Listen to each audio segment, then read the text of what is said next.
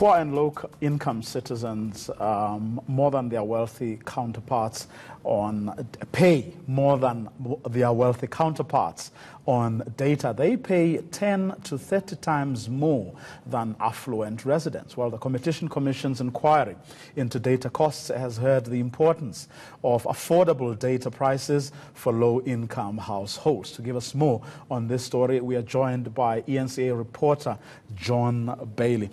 John, I think a lot of people knew that, if you are not on a contract and that sort of thing, you pay more, but not by this staggering amount. Well, you know what was interesting, what came out today at the hearings, was that according to the cell phone operators, the big boogeyman in the room is the fact that there's not enough spectrum for them. And they've been saying this for quite a few months. And in fact, what they've been saying is that the last time that spectrum has been awarded to two companies was 14 years ago. So they are claiming that they have investment constraints and there are regulation issues that's hampering them from lowering the cost. And they're saying that they need to drop the manufacturing cost of a gigabyte in South Africa.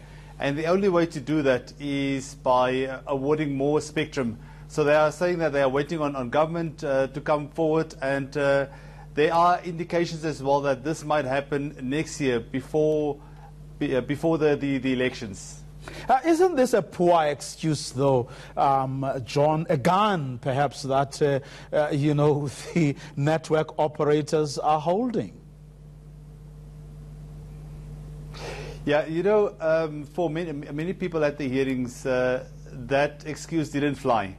And they were saying that there are ways and means how these network operators, because they're all working together, they can club together when it comes to the investments, and they can certainly improve not only the quality that rural areas are receiving, but they should certainly assist with dropping the cost of the data.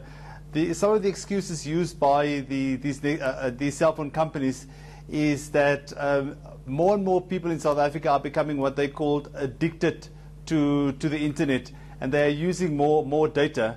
But again, the whole issue for them is that there's not enough spectrum, and some of them are saying that in fact spectrum has been awarded to some companies and they haven't used it for the last 10 years. So they have called on ICASA to impose their rules and regulations on those companies who are not using the spectrum. Very quickly, John, did they explain, at the very least, why there are such disparities between rich and poor? Why does a poor person have to pay way more than a person who can actually, you and I, who can probably afford?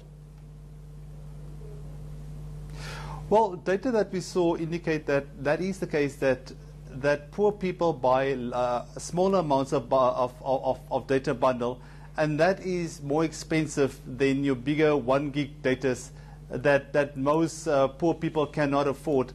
However, these companies claim that that's not the case, that in fact that they give more of a variety of packages to the lower income citizens, but that's contrary to some of the research that has been done.